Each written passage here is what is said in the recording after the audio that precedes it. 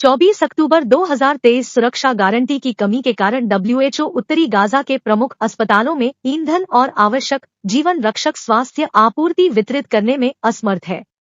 WHO ने तत्काल मानवीय युद्धविराम का आह्वान किया है ताकि पूरे गाजा पट्टी में स्वास्थ्य आपूर्ति और ईंधन सुरक्षित रूप से पहुंचाया जा सके।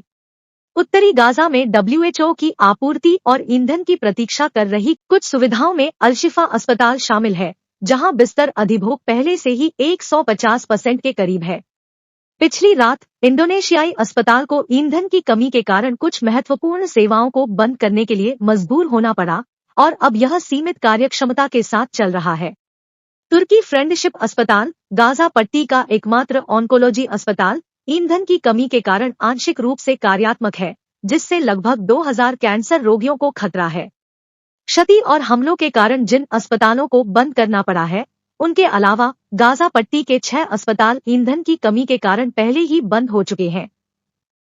जब तक गाजा में महत्वपूर्ण ईंधन और अतिरिक्त स्वास्थ्य आपूर्ति तत्काल नहीं पहुंचाई जाती, बिजली की कमी के कारण महत्वपूर्ण सेवाएं बंद होने से हजारों कमजोर मरीजों की मृत्यु या चिकित्सा जटिलताओं का खतरा है। इनमें डायलिसिस पर निर्भर 1000 रोगी, 130 समय से पहले जन्मे बच्चे जिन्हें विभिन्न प्रकार की देखभाल की आवश्यकता होती है, और गहन देखभाल वाले या सर्जरी की आवश्यकता वाले रोगी शामिल हैं, जो जीवित रहने के लिए बिजली की स्थिर और निर्बाध आपूर्ति पर निर्भर हैं।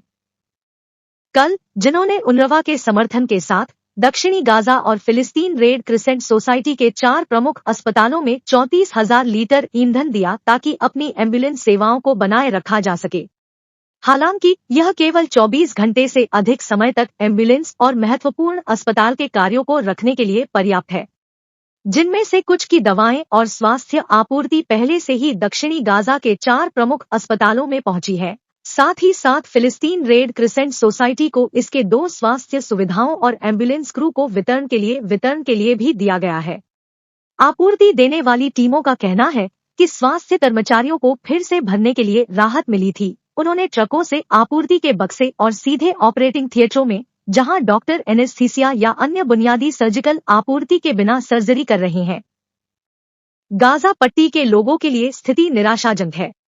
ईंधन और स्वास्थ्य आपूर्ति और अतिरिक्त मानवीय सहायता के सुरक्षित और निरंतर मार्ग के बिना यह विनाशकारी हो जाएगा। पूरे गाजा पट्टी में स्वास्थ्य आपूर्ति और ईंधन की सुरक्षित डिलीवरी के लिए तत्काल मानवीय युद्धविराम के लिए अपनी कॉल दोहराता है। सौजन्य डब्ल्यूएचओ।